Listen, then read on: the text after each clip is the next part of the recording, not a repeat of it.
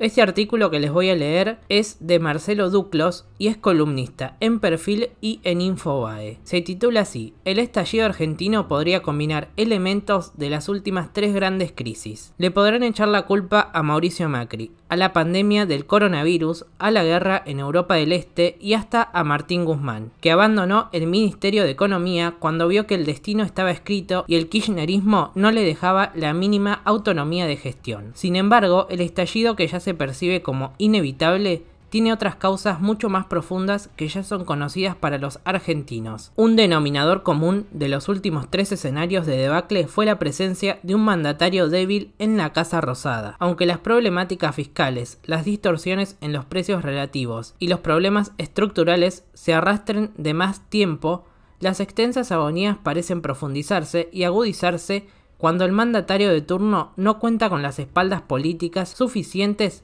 como para seguir escondiendo la basura debajo de la alfombra. La situación actual, que como en el pasado comparte el mismo contexto de déficit fiscal y de una serie de medidas contraproducentes y desesperadas ante los incendios diarios, es tan delicada que no solamente recuerda las crisis anteriores, sino que combina los elementos de varias de ellas juntas.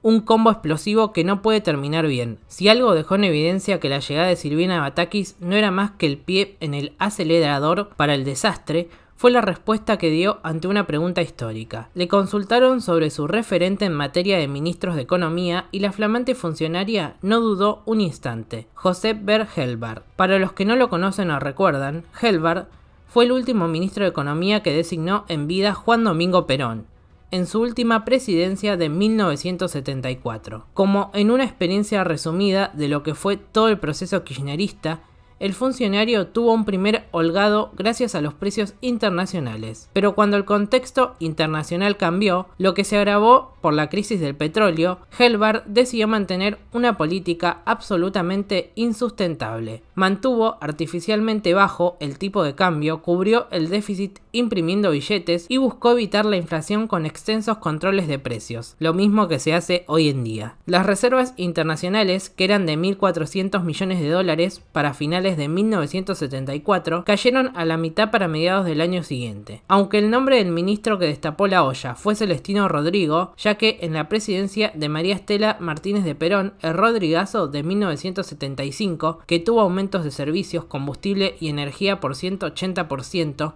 y un aumento del 100% en la inflación, el responsable principal del desastre fue el ídolo de la actual ministra, que se muestra obstinada en seguir sus pasos. El contexto previo a Rodrigazo se parece bastante al actual. Batakis dice que no va a devaluar, cuando lo cierto es que la devaluación ya es un hecho, y lo único que hace es retrasar un tipo de cambio oficial que aumenta las distorsiones en la economía. Mientras tanto, siguen los subsidios, las tarifas reguladas, controles de precios y aumenta la brecha entre el dólar libre y el oficial. ¿Cómo puede terminar todo esto? No hay muchos escenarios posibles. Siguiendo la línea de admirados fracasados para la administración actual, la hiperinflación de Raúl Alfonsín es otra referencia inevitable, tanto por el riesgo de repetir la historia como por la admiración que le profesa Alberto Fernández al expresidente radical que tuvo que abandonar el poder antes de tiempo. A las problemáticas permanentes argentinas y a la destrucción de varios signos monetarios, el alfonsinismo propuso cambiar la historia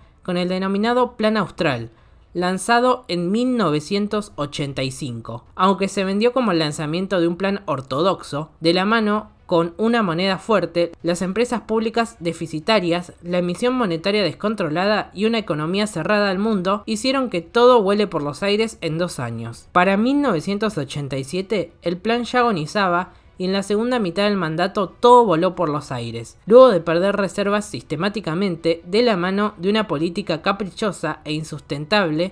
Similar a la de hoy, el Banco Central se quedó sin divisas el 6 de febrero de 1989. Del 460% de inflación que hubo en abril de ese año, se pasó a 764 en mayo. Finalmente se adelantaron las elecciones y el traspaso del poder, cuando Carlos Menem y Domingo Cavallo cortaron con el proceso inflacionario con el plan de convertibilidad. El austral, que compraba $1 y ofrecía 15 centavos de vuelto en 1985, terminó con una paridad con la moneda norteamericana, 10.000 a 1. Por estas horas la presión inflacionaria se recalienta Y como si fuera poco, Fernández dice que su referente es Alfonsín y Batakis considera que puede seguir imprimiendo billetes sin que pase nada. Claro que, además de las distorsiones que vienen de rato largo, que podrían generar otro Rodrigazo y de riesgo de una hiperinflación, Argentina también tiene grandes probabilidades de combinar esos desastres con una crisis de deuda y un nuevo default. Aunque el kirchnerismo suele relacionar a Fernando de la Rúa con el desastre de 2001-2002, lo cierto es que el último presidente radical heredó una situación compleja, que es cierto que no se animó a revertir, lo mismo que Mauricio Macri y que el periodo del saliente Martín Guzmán. Durante la década de la convertibilidad, que no tuvo emisión monetaria inflacionaria, el déficit fiscal de la nación y provincias se financió por un FMI y un Banco Mundial que giraban cheques irresponsablemente año tras año. De la Rúa, que acertó convocando a Ricardo López Murphy para proponer las cuentas en orden, no se animó a respaldar el plan de corrección luego de unas manifestaciones y renuncias en su gabinete. Decidió confiar en Cavallo y su promesa de salir sin ajuste, pero el superministro de los 90 no pudo convencer a los acreedores y terminó cayendo el gobierno en diciembre de 2001, con la siempre presente ayudita del peronismo en la oposición. Hoy las manifestaciones de las organizaciones sociales ya se le animan al peronismo y le piden a un Estado quebrado delirios como un ingreso universal